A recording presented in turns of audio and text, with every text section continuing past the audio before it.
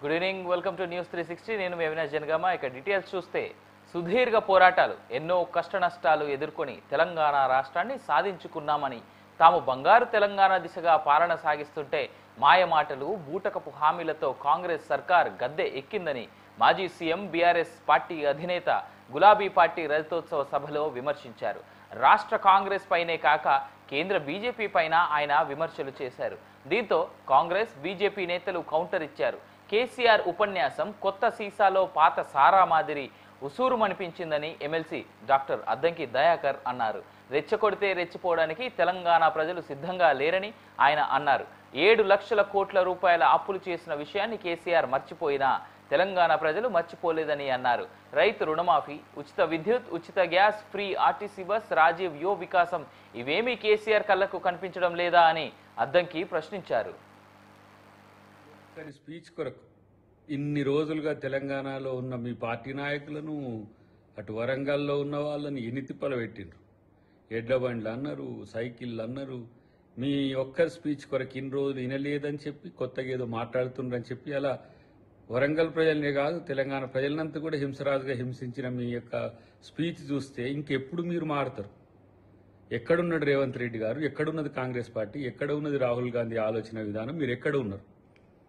నిన్న భారత్ సమ్మిట్లో చేసిన రెజల్యూషన్స్, హైదరాబాద్ డిక్లరేషన్కి సంబంధించిన రెజల్యూషన్స్ అర్థమన్నా తెలుసా మీకు? కనీసం జస్టిస్ ఫర్ వాట్ అనేది భారత్ సమ్మిట్లో అంతర్జాతీయ ఇవాళ సమాజం కాంగ్రెస్ పార్టీని, రాహుల్ గాంధీని, రేవంత్ రెడ్డి గారిని పొగుడుతున్న పరిస్థితి మీకు కనీసం అర్థమయ్యే స్థితిలో కూడా లేరు మీ నాయకత్వం కానీ మీకు కానీ.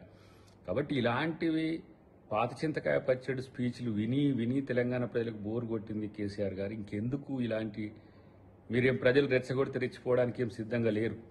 కాబట్టి తెలంగాణ ప్రజలు తెలంగాణకి ఏం కావాలని కోరుకుంటున్నారో తెలంగాణ కాంగ్రెస్ పార్టీ చేస్తుంది, రేవంత్ రెడ్డి గారు చేస్తుండ్రు. క్యాబినెట్ కూడా అంత మొక్కవని దీక్షతో నిరంతరం పనిచేస్తున్న క్రమాన్ని చూసి తట్టుకోలేక ఈర్ష్యతో చేసిన కామెంట్స్ ఉన్నాయి తప్పితే ఇంకొకటి కాదు.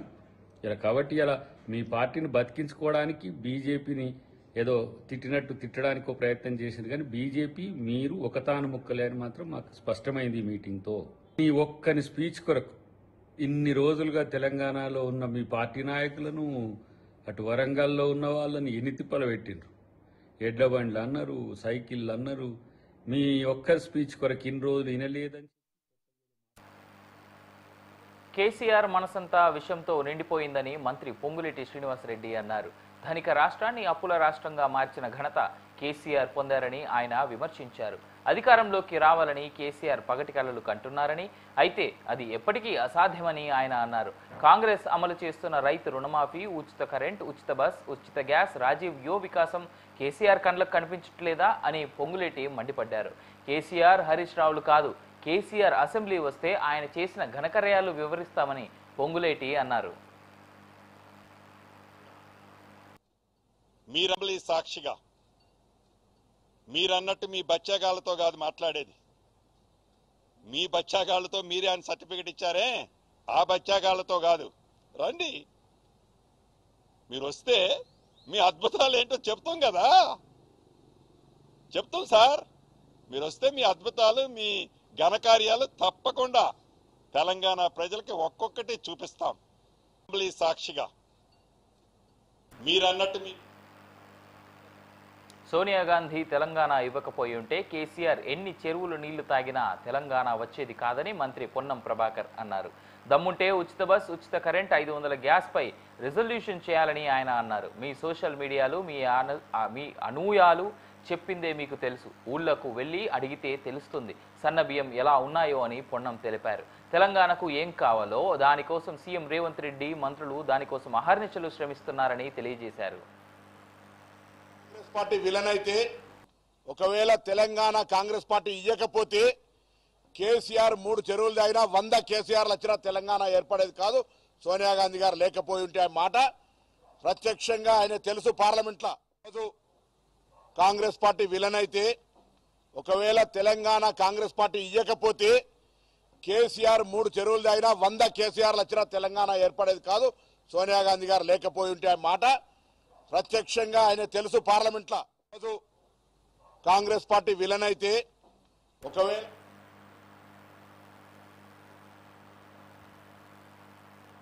తక్కువ సమయంలో ఎక్కువ ప్రజాధనం దోచుకున్న వ్యక్తి కేసీఆర్ అని టీపీసీసీ అధ్యక్షుడు మహేష్ కుమార్ గౌడ్ అన్నారు. ప్రజలను మభ్యపెట్టే ప్రయత్నం చేస్తున్నారని అన్నారు. ప్రాజెక్టులు భూముల పేరిట దోచుకొని రాష్ట్రాన్ని అప్పులపాలు చేశారని దుయ్యబట్టారు. దూరదృష్టి ఆలోచన లేకుండా అప్పులు తెచ్చారని విమర్శించారు. వరంగల్లో జరిగిన బహిరంగ సభలో ప్రజల చేత తిరస్కరించబడి ఫామ్ హౌస్లో కూర్చోబెట్టబడి ప్రభుత్వ జీతం పొందుతూ ఒకరోజు కూడా ప్రజల గురించి ఆలోచించని మాజీ ముఖ్యమంత్రి కేసీఆర్ గారు మాట్లాడిన తీరుని, ఆయన బీజేపీ పార్టీని వెనుకొచ్చిన తీరుని, వెనకేసి వచ్చిన తీరుని తీవ్రంగా విమర్శిస్తూ ఉన్నాం, ఖండిస్తూ ఉన్నాం. నిన్న వరంగల్లో జరిగిన మీటింగ్ విస్కీ బాటిళ్ల మీటింగ్. అది నాకెవరో మిత్రులు చెప్తా ఉన్నారు, పొద్దున్న లేస్తే జనానికన్నా ఎక్కువ విస్కీ బాటిల్లే ఉన్నాయి అక్కడ అని. మహిళలు కనబడలే నిన్న మీటింగ్లో. కారణం విస్కీ బ్రాందీకి వారు లోకలే కాబట్టి మహిళలు ఎవరు రాకుండానే మీటింగ్ జరుపుకున్నటువంటి సందర్భం. నేను మీ ద్వారా కేసీఆర్ గారికి, బీఆర్ఎస్ పార్టీకి ఛాలెంజ్ విసురుతా ఉన్నాను. సమయం మీదే, వేదిక మీదే. మీరు ఎప్పుడంటే అప్పుడు చర్చకు సిద్ధం. మీరు 10 సంవత్సరాలుగా తెలంగాణ రాష్ట్రానికి ముఖ్యమంత్రిగా చేసిందేమిటి, మేము 15 మాసాలుగా మా ముఖ్యమంత్రి రేవంత్ రెడ్డి గారు తెలంగాణకు చేసిందేమిటో చర్చించుకుందాం. వేదిక మీరే నిర్ణయించండి. ఫామ్ హౌస్కి వెళ్ళి బయటకు వచ్చి ఎప్పుడు అంటే అప్పుడు వేదిక మేము వస్తాం, మీరు రండి, చర్చించుకుందాం. దిగిపోయిన తర్వాత కూడా అబద్ధాలతో ప్రజల్ని మభ్యపెట్టే ప్రయత్నం మీద చేస్తూ ఉండే కేసీఆర్, ఇది మంచిది కాదు. దేశ చరిత్రలో ఒక రాజకీయ కుటుంబం అత్యంత తక్కువ సమయంలో అత్యంత ఎక్కువ ప్రజాధనాన్ని దోచుకున్న కుటుంబం ఈ దేశంలో ఏదైనా ఉంది అంటే అది కేసీఆర్ కుటుంబము. ప్రాజెక్టుల పేరిట, భూముల పేరిట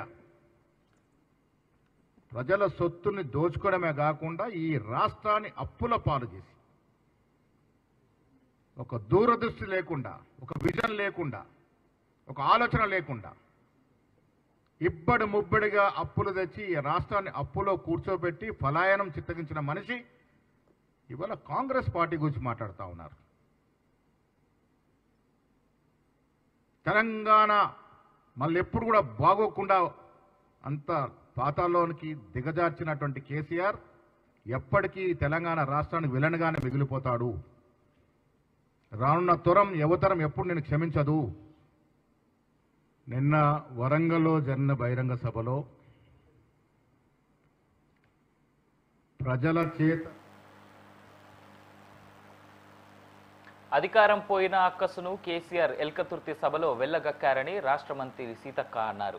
అమరవీరుల త్యాగాలను, పోరాటాన్ని గుర్తు చేసుకోకుండా తనకు బాధగా ఉందని, ఆయన బాధ వెళ్లగక్కడానికి ఏమిటని ఆమె విమర్శించారు. ఆయన కుమార్తె పెద్ద పెద్ద కార్లలో తిరగవచ్చు, కానీ ఆడబిడ్డలకు ఉచిత ప్రయాణం మాత్రం ఉండకూడదు. ఇదేం తీరు కేసీఆర్ అని సీతక్క మండిపడ్డారు కేసీఆర్ పై. కేసీఆర్ గారి యొక్క స్పీచ్ చూసినప్పుడు ఒక నియంత అధికారం కోల్పోయిన తర్వాత వచ్చి ప్రజల దగ్గరకు వచ్చి కన్నీళ్లు పెడతా ఉంటారు. అది ఈరోజు ఆయన చేసినటువంటి కార్యక్రమం తప్ప అధికారం పోయిందనేటువంటి అక్కసు దాన్ని వెళ్ళగక్కుతూ ఎవడైనా రజతోత్సవ సభ జరుపుకుంటే వాళ్ళ త్యాగాలు, వాళ్ళ విజయాలు, లేదా రేపటి మా పోరాటం ఇది అదే అని చెప్పుకుంటారు. కానీ మరి ఎంతసేపు బాధ అనిపిస్తుంది అని బాధపడుతున్నాడు. ఎవరి కోసం బాధపడుతున్నావయ్యా? కేవలం అధికారం పోయిందనేటువంటి బాధ. అధికారం పోయిన తర్వాత నీ కుటుంబంలో అనేక చీలికలు, పేలికలు, అనేక ఆస్తులు అటు ఇటు అవుతున్నాయి, బజార్న పడుతున్నాం అనేటువంటి బాధ తప్ప ప్రజల గురించి నీకు బాధ ఉంటే గత 10 సంవత్సరాలలో నువ్వు ప్రజలకు ఏం ఒరగబెట్టినావని మేము అడుగుతా ఉన్నాం. నీకు నిజంగా ప్రజల మీద ప్రేమ ఉంటే అధికారానికి వచ్చే ముందు ప్రతి పేదవాడికి ఇల్లు ఇస్తా అన్నావు. ఎన్ని ఇల్లు ఇచ్చినావు? ఇందాక మా శ్రీనివాసరెడ్డి గారు అన్న చెప్పినట్టుగా 80,000 ఇల్లు ఇస్తే దాంట్లో బిల్లులు ఇవ్వకుంటే మొన్న మా పొంగులేటి శ్రీనివాసరెడ్డి గారి ఆధ్వర్యంలో సీఎం గారి యొక్క ఆదేశం మేరకు బిల్లులు ఇవ్వడం జరిగింది. అదే కాకుండా మరి ఇంటికొక ఉద్యోగం అన్నావు. మేము 10 నెలలలో 12 నెలలలో 59,000 ఉద్యోగాలు ఇచ్చినాం.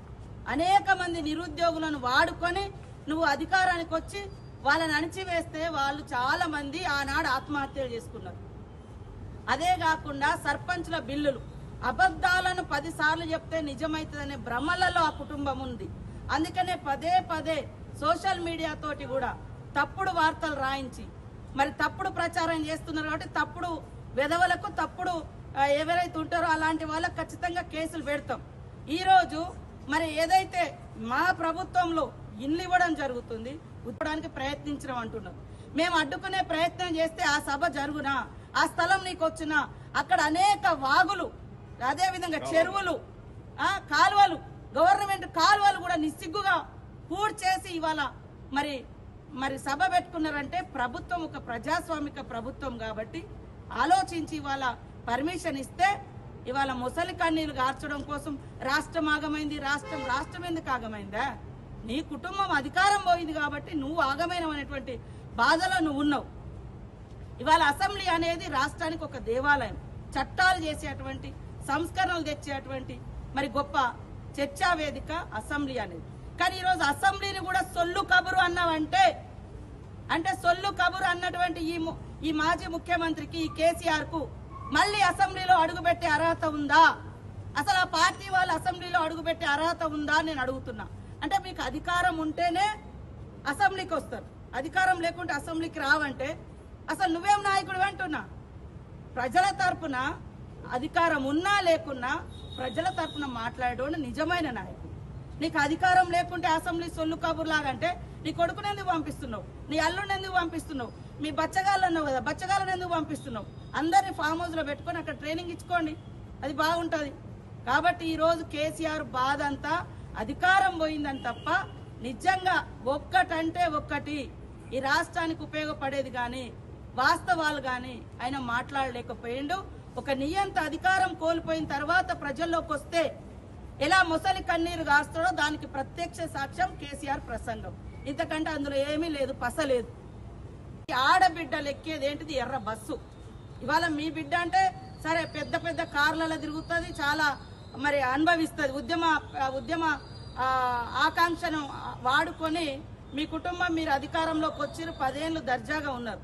కానీ పేదింటి ఆడబిడ్డలకు బస్సు పెడితే కూడా ఆ బస్సులలో కొంతమంది వీళ్ళ మనుషులను పంపించి కొట్లాటలు చేయించి కొట్టుకునే రకంగా చేసి వీడియోలు చేయించి అంత అక్కసు, ఆ అక్కసునంతా కూడా ఇవాళ కూడా అత్యంత నీచంగా ఆడబిడ్డలు బస్సు వద్దంటున్నారు. ఒక్కొక్క ఆడబిడ్డ ఇవాళ బస్సు వాడుకోవడం మూలంగా మినిమం 3-4 వేల రూపాయలు వాళ్ళకి ఆదా అవుతుంది. ఇవాళ నీళ్ల గురించి అయ్యా నువ్వు 1000 కోట్లు మింగినవు తప్ప నీళ్ళు ఇయ్యలే. మా సర్వేలో బయటకు వచ్చింది. అధికారులను బెదిరించి అదిరించి ఎమ్మెల్యేల సంతకాలు కూడా తెప్పించుకున్నాం ఆ రోజు ఇస్తున్నట్టుగా. కానీ ఈ రోజు మేము మా గత ప్రభుత్వంలో వేసినటువంటి బోర్లు కానీ అదేవిధంగా ఇతరత్ర లోకల్ సోర్స్ కానీ అవన్నీ వాడుకుంటూ ప్రతి సంవత్సరం మేము దాదాపుగా 150 కోట్లు ఈ రిపేర్లకు ఈ మెయింటెనెన్స్కి ఇస్తూ పాటు కొత్త సోర్స్ను కూడా మేము ఇవ్వడం జరిగింది. ఇవాళ కేవలం కమిషన్ను నువ్వు తీసుకున్నావు. అదే ఇవాళ మీకు అనుబంధంగానే ఒకప్పుడు మరి జగన్మోహన్ రెడ్డి గారి పత్రిక కూడా రాసింది. ఈరోజు అయిన పత్రికల్లో 5,000 రైతులు ప్రాణాలు కోల్పోయారు, పోతే పోనీ పరిహాసం లేదా అని. ఈరోజు మీకు బాగానే దగ్గర ఉన్నారు కదా ఆ రోజు కూడా, మరి అలాంటి పత్రికలనే ఇవ్వచ్చినాయి. ఇవాళ రైతులకు సన్నవడ్లు వేస్తే ఊరే అని చెప్పి నువ్వు మాత్రం ఎకరంలో ₹1 కోటి పంట తీసినావు. ₹1 కోటి పంట తీస్తున్నా అన్నావు.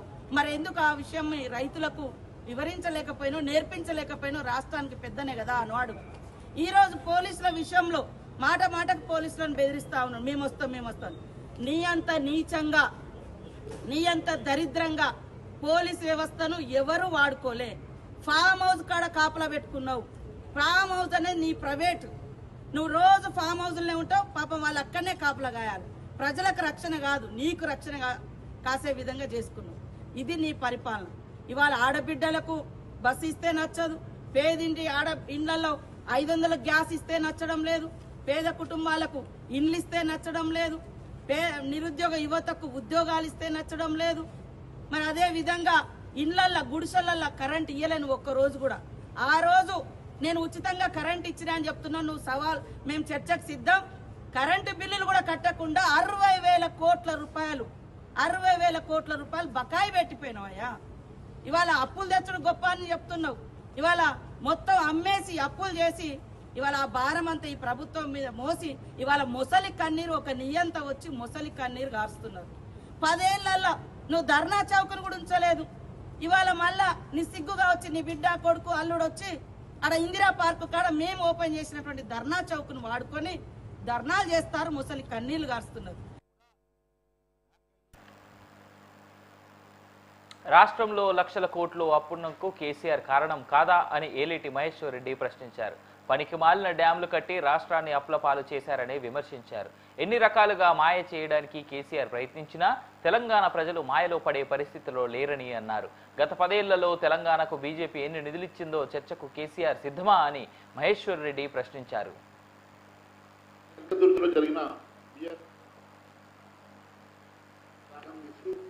దిక్కుమాలిన పాట పాడినట్టున్నారు. వాస్తవానికి కేసీఆర్ వల్లనే తెలంగాణ తెరలేంది. విధ్వంసమైన సంగతి అందరికీ తెలుసు.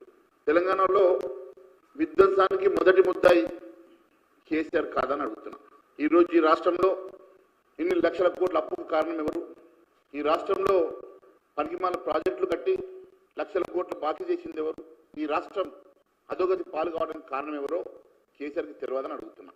ఎలకతుర్తి ఆదివారం రోజు జరిగినటువంటి బీఆర్ఎస్ రాజ్యోత్సవ సభలో కొన్నంత రాగం తీసి దిక్కుమాలిన పాట పాడినట్టుగా కేసీఆర్ గారు 150 కోట్లు ఖర్చు చేసి నెల రోజుల పాటు తిప్పలబడి ఫామ్ హౌస్లో కూర్చొని నియోజకవర్గాల వారీగా జిల్లాల వారీగా రివ్యూలు చేసి 10 లక్షల మందితో నేను సభ పెడతాని ప్రగల్భాలు పలికి 150 కోట్లు ఖర్చు పెట్టి కనీసం 1,00,000 మందిని కూడా జమ చేయలేని దుస్థితిలో ఈరోజు టీఆర్ఎస్ సభ విఫలమైన సంగతి ప్రజలందరూ గమనించారు. ఈరోజు ఎన్ని రకాలుగా ఫీట్లు చేసినా, ఎన్ని రకాలుగా మాయ చేసే ప్రయత్నం చేసినా ఈరోజు తెలంగాణ ప్రజలు కేసీఆర్ గారిని నమ్మే పరిస్థితులు లేరు. ఇది నా తేట తెల్లమైంది. అంతేకాదు టీఆర్ఎస్ బట్టర్ ఫ్లాప్ అయిన సంగతి తెలుసుకొని ఏదో విమర్శించాలి కాబట్టి విమర్శిస్తున్నట్టుగా అటు ఇటు పోయి బీజేపీ మీద పడతారు. నేను ఒకటే అడుగుతా ఉన్నాను, కేసీఆర్ గారు గత 10 సంవత్సరాల్లో తెలంగాణకు భారతీయ జనతా పార్టీ ఎన్ని లక్షల కోట్ల రూపాయలు ఇచ్చిందో మీకు తెలియదా? దాని మీద చర్చకు సిద్ధమని అడుగుతున్నా. అనేక సార్లు ఈ అంశం మీద మేము అసెంబ్లీలో మాట్లాడిన సంగతి కానీ, మీడియా ముందు మా ఎమ్మెల్యేలో మాట్లాడిన సంగతి కానీ మీకు తెలియదని అడుగుతున్నా. అన్ని తెలిసినా 11 రూపాయలు ఇవ్వలేదని పచ్చి అబద్ధాలు మాట్లాడితే ప్రజలు అమాయకులు కాదు. మీరు అబద్ధాలు చెప్పుట్లో తిట్టాను అందరికీ తెలుసు. మరొకసారి ఈ రకంగా ఏదో రకంగా బట్టగాల్సి మీదేసినట్టుగా భారతీయ జనతా పార్టీని విమర్శించడానికి మాత్రమే సభ పెట్టినట్టుగా మీరు చేస్తూ ఉన్నారు. ఈరోజు ఒక్క మెడికల్ కాలేజ్ ఇవ్వలేదంటున్నారు కదా. ప్రతిష్టాత్మకమైన అటువంటి all India institute of medical sciences ఎవరు స్థాపించారో మీకు తెలియదా? ఇక్కడ ఉన్నటువంటి అనేకమైనటువంటి రైల్వే మార్గాలు కానివ్వండి, కోచ్ ఫ్యాక్టరీలు కానివ్వండి, ఈ రాష్ట్రంలో నేషనల్ హైవే ప్రాజెక్టులు కానివ్వండి, అనేకమైనటువంటి అభివృద్ధి కార్యక్రమాల కోసం లక్షల కోట్ల రూపాయలు ఖర్చు పెట్టినటువంటి కేంద్ర ప్రభుత్వాన్ని ఏదో ఒక రకంగా నిందించాలని మాత్రమే నిందిస్తున్నాం తప్ప మీ మనసుకు తెలియదని అడుగుతున్నాం. మరి ఈ రకంగా మీరు నిన్న ఏదో తిరగబెట్టినట్టు 10 సంవత్సరాలు మీరు ఏం చేశారని చెప్పేసి ఈరోజు సంవత్సరంన్నర తర్వాత మరి బయటకు వచ్చి మరి ఈరోజు భారతీయ జనతా పార్టీ మీద మాట్లాడుతున్నారో అర్థం కావడం లేదు. నేను ఒకటే అడుగుతా ఉన్నాను, కేసీఆర్ గారు అంటున్నారు గాడిద గడ్డేసి బర్రెకు పాలు విడుతూ వస్తుందా అని అంటున్నాడు. వాస్తవమే. దాన్ని ఆ సామెత కేసీఆర్ గారే గుర్తుపెట్టుకోవాలా, అది కేసీఆర్ గారికి వర్తిస్తుంది. గతంలో గిట్లనే మీకు ఒకసారి అవకాశం ఇచ్చారు, మీరు పాలు ఇవ్వలే. ఈరోజు కూడా అదే పరిస్థితి ఉన్న సంగతి మీకు తెలుసు. బీజేపీకి అధికారం కట్టబెడితేనే తెలంగాణ అభివృద్ధి చేసి చూపిస్తాం, అది ప్రజలు కోరుకున్నటువంటి నిజమైనటువంటి బంగారు తెలంగాణ సాధ్యమవుతుందని చెప్పి ప్రజలు గమనిస్తున్నారన్న సంగతి కూడా నేను తెలియజేస్తా ఉన్నాను. ఈ విషయం ప్రజలకు చాలా స్పష్టంగా అర్థమైంది. మీరు చెప్పినటువంటి సామెత. ఈ రకంగా ఈరోజు గాడిద గడ్డేసి దున్నపోతుకు పాలు పిండినట్టుగా మీ ప్రభుత్వాలు ఏ రకంగా పనిచేస్తూ ఉన్నాయో ప్రజలకు అర్థమైంది కాబట్టి రేపు రాబోయే రోజుల్లో భారతీయ జనతా పార్టీ వైపు మొగ్గు చూపుతున్నారు కాబట్టి ఏదో ఒక రకంగా భారతీయ జనతా పార్టీని అబాసుపాలు చేయడానికి ప్రయత్నం చేస్తూ ఉన్నారు. ప్రజలు అన్ని విషయాలు గమనిస్తున్న సంగతి నేను తెలియజేస్తా ఉన్నాను. అంతేకాకుండా నిన్న కేసీఆర్ గారు మాట్లాడుతూ ఛత్తీస్గఢ్లో మావోయిస్టులు చేస్తున్నటువంటి హింసను వీరు వెంకేసినట్టుగా మాట్లాడారు. నేను ఒకటే అడుగుతా ఉన్నాను, మావోయిస్టులను చర్చలకు పిలవాలని అంటున్నారు. కేసీఆర్ గారు మీ ప్రభుత్వంలో ఎన్ని ఎన్కౌంటర్ చేశారో మీకు తెలియదా? 10 సంవత్సరాల పాటు మీరెందుకు మరి చర్చలకు పిలవలేదని ప్రశ్నిస్తున్నా. 10 సంవత్సరాల పాటు మీరు చర్చకు పిలవకుండా 10 సంవత్సరాల పాటు మీరు ఎన్కౌంటర్ చేసి ఈరోజు మీరు ఈ రకంగా అధికారం పోయిన తర్వాత మావోయిస్టులు గుర్తుకొచ్చిరా అని అడుగుతున్నా. మీరు ఒక మాజీ ముఖ్యమంత్రిగా బాధ్యతమైనటువంటి వ్యక్తిగా మీరు మావోయిస్టులకు ఇవ్వాల్సిన పిలిపేంది? హింసను వీరన్నాడి జనజీవనంలో కలవాలి అని చెప్పి మీరు పిలిపివ్వాలి తప్ప మీరు వారిని చంపవద్దని ప్రజాస్వామ్యం అని చెప్పి మీరు మాట్లాడుతూ ఉన్నారు కదా. 10 సంవత్సరాల అధికారులు ఉన్నప్పుడు అనేకమైనటువంటి ఎన్కౌంటర్లు చేసి ఏ రోజు కూడా చర్చల గురించి ఆలోచించని కేసీఆర్ గారు ఈ రోజు అధికారం పోయిన తర్వాత మీకు ఇవన్నీ గుర్తుకొస్తున్నాయని చెప్పి ప్రశ్నిస్తున్నాం. అంతేకాదు తుపాకీ కొట్టడం ద్వారా రాజ్యాధికారం వస్తుందని చెప్పి ప్రజాస్వామ్యం నమ్మకుండా హింసను చేపట్టుకొని హింసనే ప్రధాన అస్త్రంగా ఉపయోగిస్తున్నటువంటి మావోయిస్టులను మీరు ఎన్కేసుకుని మీరు ఈ రకంగా మాట్లాడడం ప్రజలు గమనిస్తున్నారు. ఈరోజు కేవలం ఓటు బ్యాంకు కోసమో కేవలం ఈరోజు అధికారం కోల్పోయి మీరు మధ్యస్థితి లేక మాట్లాడుతున్నారో మరి ప్రజలు అర్థం చేసుకోగలుగుతారు. ఈ రకంగా మీరు బట్టగాల్చి మీదేయడం సరైనటువంటి పద్ధతి కాదు. ఇది మంచి పద్ధతి కాదు. మీరు ఒక బాధ్యతమైనటువంటి వ్యక్తిగా మాట్లాడాల్సిన మాటలు కాదు అని చెప్పి మేము మీకు తెలియజేస్తా ఉన్నాం. మరి చర్చలు అన్నారు కదా, కేసీఆర్ అబద్ధాలు మాట్లాడారని, నాడు కేసీఆర్ సీఎంగా ఉన్నప్పుడు తెలంగాణకు మోదీ 10 లక్షల కోట్లు ఇచ్చారని బీజేపీ ఎమ్మెల్యే రాజాసింగ్ తెలిపారు.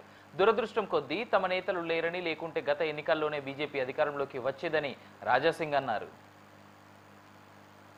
కేసీఆర్ అంటే జూటా మాట, ఇది మొత్తం బ్రాండ్ మీరు